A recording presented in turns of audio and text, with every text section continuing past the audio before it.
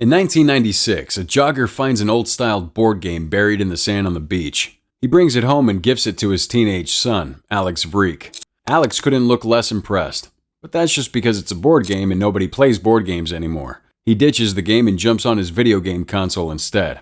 That night, as Alex sleeps, something strange happens in his room. He's awoken by a green flashing light and the sound of drums. The sound leads him to the board game, which has now transformed into a video game instead. Curious, Alex puts the game into his console and we cut out of the house to see a blinding flash of green light coming from the room. 20 years later, Spencer plays video games alone in his room. He's clearly pretty involved in the game, finishing it easily. But then his mom calls out and Spencer hurries to his computer as if he were working the whole time. She sticks her head in just as he sits down and tells him she's late for work, as well as reminding him that the world is a scary place, to which Spencer seems to agree. Across town, star athlete Fridge gets ready for school. He tells his mom that he's meeting up with Spencer first, who's been tutoring him to help with his grades. She seems surprised that he and Spencer still hang out, but is more concerned with his grades, suggesting that they're so bad he might even be kicked off the football team. He assures her that it's all fine. Bethany seems to live the perfect fake life. Before getting ready for school, she takes her time getting the perfect Instagram photo, a candid moment that took her far too long to prepare. Spencer and Fridge meet up outside an abandoned house. The Freak House, they call it. Fridge notes Spencer's raincoat, even though it's not raining. Suddenly, Spencer freaks out when he sees a squirrel. Fridge looks a little disturbed by Spencer and just wants to get their meeting over with. Apparently, Spencer wrote an essay for him, a guaranteed A. Fridge is grateful, but when Spencer asks to hang outside of school, Fridge turns him down with an obvious lie. They used to be best friends, but not anymore, not even close. Before Spencer can leave, the owner of the Freak House comes outside and offers Spencer a dire warning about the harsh realities of the world. He's clearly lost his mind. Bethany's in class and is supposed to be taking a test, but she's on her phone, more concerned about a boy not liking her photo than the exam. Oblivious to the fact that she's distracting the others in her class, her teacher gives her detention. It's gym class and Martha doesn't want to join in. She's clearly a bit of a loner, but when the gym teacher tries to coax her out of her shell, Martha ends up insulting the gym teacher and her entire profession. Martha gets detention. Cinema recap here. We've got a little challenge that'll take 5 seconds, and it will change your life forever. You ready? All you gotta do is like, subscribe, and hit that notification bell, and you'll receive 10 free years of good luck. It's as simple as that. Spencer watches on, rather impressed. Spencer and Fridge are called into the principal's office. Turns out that the paper Spencer wrote for Fridge was one that he used before, and his teacher noticed. Spencer tries to cover for them both, but in the end the two not-so-close friends get given detention. Fridge is furious with Spencer, but Spencer's angry that Fridge doesn't appreciate him. Detention gets off to a bad start. Their teacher lectures them on personality, claiming that they should use this moment to realize who they are and who they want to be. They get one life, so they best decide how to spend it. And today, they're going to spend it in detention. They're assigned the monotonous task of pulling the staples out of 1,000 magazines, with the warning that they all have to be back tomorrow if they don't do it today. This annoys them all, except for Spencer. They get to work. Sort of. Martha's the only one who seems to care. Bethany sits back and plays on her phone while Fridge and Spencer explore the piles of junk in the room. Together, they find an old video game and plug it into the TV. The game is Jumanji, and there's an eerie quality about the game, something not quite right. Fridge and Spencer both pick characters, with Spencer claiming it won't matter who they pick. Bethany then picks up a controller because she'd rather do that than staple magazines. Eventually, they convince Martha to join them too, although she does so very reluctantly. They start the game, and that's when things get weird. Loud drums start to beat throughout the room. The console starts to spark and turn green. Spencer unplugs the game, but the console goes crazy. Spencer gets sucked into the game. Everyone screams, only for each of them to share the same fate moments later. Dr. Bravestone, a hulking mass of handsome muscle, lands in the middle of a lush desert. A second later, he's joined by a rather short Franklin Mouse Finbar. A third person then appears, an athletically dressed woman named Ruby Roundhouse. And finally, there's a fourth member of their group, an overweight science type named Professor Sheldon Oberon. It doesn't take long for these 4 random people to realize who they are, the kids from detention. Spencer's the first to figure it out. Now in the body of Dr. Bravestone, he explains that the 4 of them are in the game, and that the bodies they have taken are the avatars that they had picked earlier. Fridge is Mouse, Martha's Ruby Roundhouse, and Bethany is the fat scientist Professor Sheldon. They all take a moment to figure out what is what as calmly as 4 teenagers would be able. Bethany thinks that they must be in a coma, while Spencer and the others don't agree. But as Bethany tries to argue the point, a hippopotamus sneaks up behind her and crushes her in its humongous jaw, killing her. Bethany, still as Professor Sheldon, then falls from the sky in one piece, seemingly perfectly alright. It's now that they start to realize that this maybe is real, although they don't know what real means. Before they have a chance to figure anything else out, the hippopotamus returns and it looks very angry. It gives chase and the four characters flee for their lives, only for a sudden Jeep to appear which they hustle into. The Jeep is driven by Nigel, who seems to know who they all are. He speaks to them as if they are the characters they inhibit, explaining that it's good to see them, and that they're just in time, and most importantly, that Jumanji needs their help. The place is cursed, he tells them, and he's relying on the four of them to lift the curse before it's too late. They try and ask him more questions, but his answers appear pre-written, and the way he speaks is almost scripted. Spencer realizes that he's an NPC, a non-playable character, who can only answer certain questions.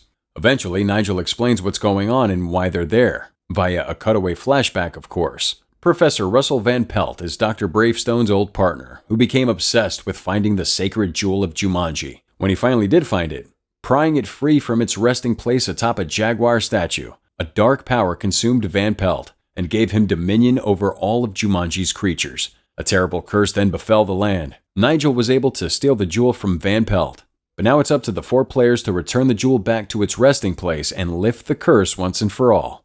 Before Nigel sends them on their way, he gives them one final piece of advice. The goal for you, I'll recite in verse. Return the jewel and lift the curse. If you wish to leave the game, you must save Jumanji and call out its name. He then kicks them out of the Jeep, much to each character's confusion. On their own now, the four characters try and decide what to do. First, they have to come to grips with who they are. Spencer's a coward, in the body of a hero. Fridge is an athlete, in the body of a tiny person. Martha's a shy nerd, in the body of a scantily dressed, strong, independent woman. And Bethany is a self-obsessed poser, in the body of an overweight, unattractive man. It's going to be a struggle for them all. But Spencer is somewhat confident. He plays video games. He knows what to do. So he rallies them together and explains that if they play the game, place the jewel back where it needs to be, they'll be sent back to their old lives. Unfortunately, it's not going to be easy. Their first stop is a bazaar. They try and read the map, quickly realizing that only Bethany can read it, or rather Professor Sheldon can read it. In fact, they all have their own gifts. Spencer is brave, Ruby Roundhouse can fight, and Mouse is a zoologist and he carries stuff. Bethany starts to read the map, helping them to find their way. But before they can do that, they hear a noise in the distance, soon revealed to be dozens of men on motorbikes with guns chasing them. They all run as fast as they can, rockets flying after them, exploding all about. Bullets hail down from all directions. Spencer running fast, really fast. Martha jumping through trees with ease. Even Bethany manages to get away. Unfortunately, Fridge can barely run with his short legs and Spencer has to carry him. They manage to breach the forest where they come upon a cliff that leads down to a river.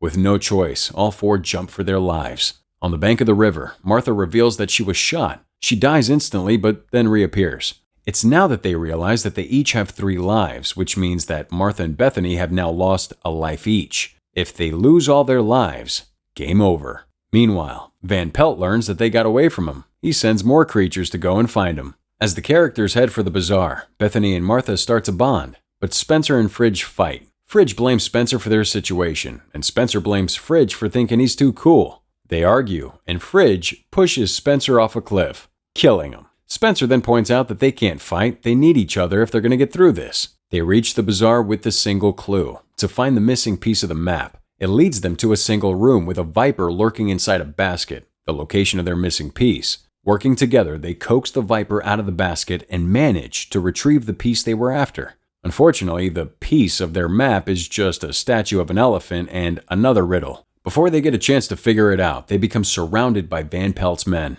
They try and fight their way out and almost succeed, but soon become overwhelmed. It looks like this might be the end, when a smoke bomb suddenly floods the area and a random cloaked individual leads the four to safety through the sewers beneath the bazaar. Their savior is another character named Jefferson Seaplane McDonough. As he leads them to safety, he explains that he's also stuck in the game like them. He takes them to a secret hideout, makes them some drinks, and tells them that he's been there for a while, but doesn't know how long. Possibly a couple of months. Unfortunately, he's been stuck on the same level for a while now, has died twice, and is too scared to try again. It's then that Bethany has a realization. Seaplane was the piece they needed to find. With him, with all of them now, they might actually stand a chance at finishing this game. The next level is a hangar bay, guarded by 2 men with big guns. They need to get past the guards in order to reach the helicopter inside. As a means to do so, they send Martha in to distract them. First, Bethany gives Martha tips on how to use feminine guile to seduce the guards. It seems like a pretty terrible idea, but they have no choice. As they watch Martha approach the guards, Seaplane drops some lingo that suggests he's not from the same era as the rest of them. They learn that he's in fact Alex Vreek, the teenager from the start of the movie who disappeared 20 years ago. Spencer reveals to Fridge that he has a crush on Martha. Fridge tries to convince him to make a move, but Spencer, the coward, refuses. Down by the hangar bay, Martha tries to seduce the 2 guards. She fails miserably, but then, almost on instinct, she starts to fight him. One of her strengths is dance fighting, and with the aid of Baby I Love Your Way playing on the radio, she kicks the guards' ass. They manage to get to the helicopter, taking off. In order to avoid their pursuers, they're forced to fly through a deep canyon that harbors a stampede of angry rhinos. The rhinos chase the helicopter, knocking it about. In the commotion, Fridge accidentally drops the jewel, and they have no choice but to go back for it. As a means to collect the jewel from among the rhinos, Spencer throws Fridge out of the helicopter to distract them. He gets run down. Spencer manages to grab the jewel before the rhinos see him, and when Fridge reappears in the middle of the sky, having just died, Spencer catches him before he crashes back to the ground. Somehow, they all manage to make it through the level, and with the jewel still in hand. On the other side of the canyon, Alex is ecstatic, but a mosquito suddenly bites him, which is one of his weaknesses. In an act of true bravery and selflessness, Bethany gives one of her lives to save him. A moment of peace as everyone collects themselves. Bethany and Alex connect, while Spencer admits his feelings to Martha and the 2 share a very awkward first kiss. That night they reach their final destination, the statue of the jaguar where the sacred jewel must be returned. They come across a path that seems to lead right to it, and Spencer decides to climb through the trees as a means to skip over the path. But while up high, he spots a squirrel and freaks out, falls from the tree and then dies. They need to find another way. The only way they're getting through this is together. Fridge, the football star, devises a strategy for him. Fridge, Bethany, and Alex distract Van Pelt and his men, while Spencer and Bethany try and get the stone to the statue. But then Van Pelt gets a hold of Bethany, putting a knife to her throat and demanding the stone. But Fridge uses his zoologist skills to call an elephant to aid them. This sees Van Pelt get distracted and Bethany escapes. But that's only the beginning. Spencer's on a motorbike and he starts up the mountain to where the jewel needs to be placed. And Bethany, holding the jewel, finds herself in a pit of cobras. But thinking quickly, she allows herself to get bitten, which sees her vanish into thin air and appear into the sky as she falls back to the ground. On the way down, she hands the jewel off to Spencer, who grabs it mid-air and lands on top of the statue. With the jewel in hand, he shoves it back into the resting place and he cries out the name of the game, Jumanji. The effect is instantaneous, and soon Jumanji seems to return to its former, more peaceful self. The 5 characters now stand about, unable to believe that they did it. And together, as a team, Nigel turns up in his Jeep and congratulates them, promising to return them home. They all accept eagerly, except for Spencer, who's scared to return to his old self. But he does so, with a little convincing from Bethany.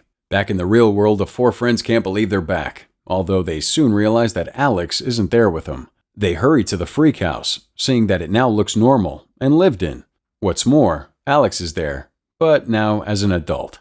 It turns out that he was sent back to the same night he first played the game, and he's been waiting on them to return. They all laugh, unable to believe that they did it. The adventure had an impact on all of them. Not only are they friends, but it's more than that. Spencer isn't the same coward he was. Fridge cares about more than sports. Martha isn't a loner. And even Bethany seems to have grown into someone capable of caring for others. And finally, just to make sure this never happens again, the 4 friends take the video game into an alley and smash it into 1,000,000 pieces.